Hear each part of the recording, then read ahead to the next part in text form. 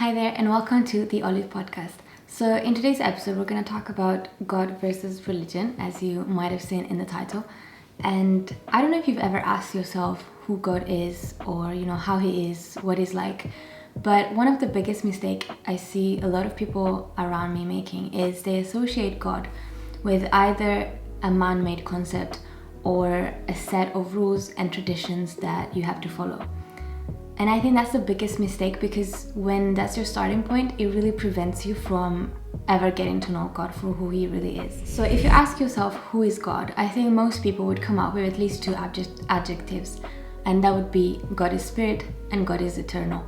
So if we look at the eternal side for 1 second, I think it's a really difficult concept to grasp many times, because in our physical world, everything is finite. So everything has a beginning, everything has an end. And really, it's probably difficult for us to understand the concept of something being infinite.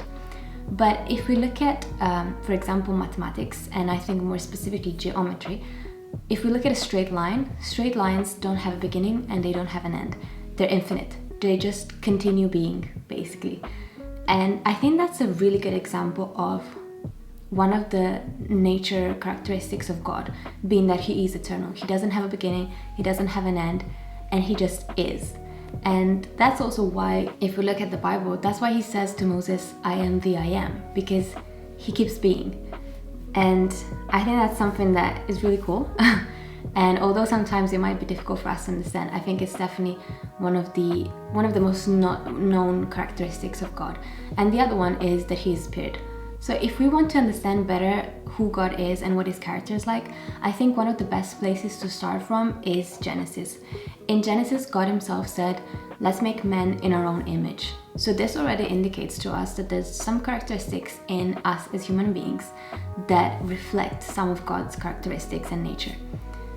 For instance, we are three. We are a spirit, we live in a body, and we have a soul. And God is also three in one, Father, Son, and Holy Spirit. The Garden of Eden is a really good place to start from to understand better who God is and His nature. When we look back at Genesis and the history of the Garden of Eden and Adam and Eve, we see that God was literally walking in the garden with them. He was talking with them. There was a lot of interaction and communication between them. So obviously this indicates to you that he's a real person, and He's someone that you can have a conversation with, you can interact with. And I think this is really the key that you should focus on, understanding that God is someone who is alive. He's not a man-made concept. He's not a set of rules and tradition. He's not an institution. He is God. He's a spirit. He's alive. You can talk to Him. You can have a relationship with Him. And He's really someone that you can get to know, basically. So if we look at the word religion, it comes from the Latin religare, which literally means to bind. And I think many of us are familiar with that aspect of religion. A lot of times it has a negative connotation, and it comes across as something that literally binds you to a set of rules, traditions, and laws that you have to follow. So do this, don't do that. But Jesus Himself said that He came so that we could be free and have life in abundance.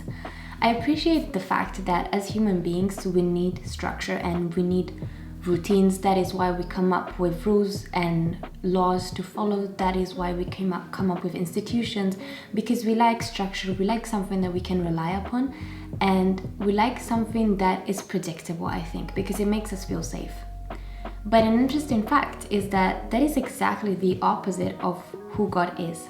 If we look at the Holy Spirit in particular, a lot of the times that He manifests Himself in the Bible, but still nowadays as well, He manifests Himself in different ways every time. He's unpredictable. And that's something that's unsettling for a lot of people, I think, because you can't predict it. So you feel like you can't control it. And obviously you can't, because you're not in control of the Holy Spirit. But that's also the beauty of it, because it can surprise you every time. But there's a few things of God that are definitely predictable and that never change. And I think the best example of that is His character.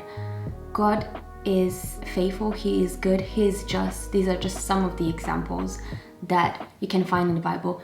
But one thing about God's character is that He's reliable. He never changes. He's the same yesterday, today, and tomorrow. And I think that's a really beautiful thing. So much beauty in getting to know Him and creating a relationship with Him which is something that religion cannot even compare to. Going back to what I was saying earlier, if we look at religion as the idea of following the law for the sake of, like the Pharisees in the Gospels in the New Testament, it locks you in a cage where it says, do this, don't do that, you can do this, you can't do that, and that's it.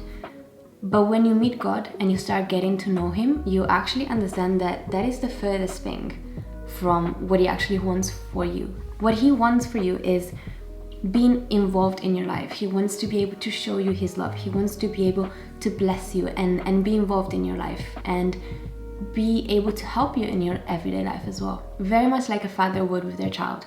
And I think this is probably the biggest takeaway from today's video, and that's understanding that when Jesus came, He didn't come to establish a religion. He didn't come to establish an institution or anything of the kind.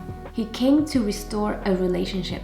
That relationship that was broken in the Garden of Eden, that connection between God and man. He came to restore that. He came so that we could be connected to God again. And if you're asking yourself, where was God when you were going for difficult times and you were struggling with different things, I think the answer is God is a gentleman God. He's not going to force His way into your life. He's not going to force the door.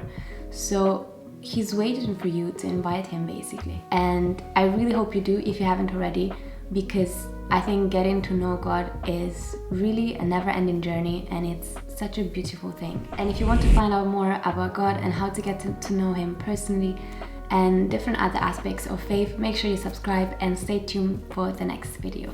I'll see you next time. Bye!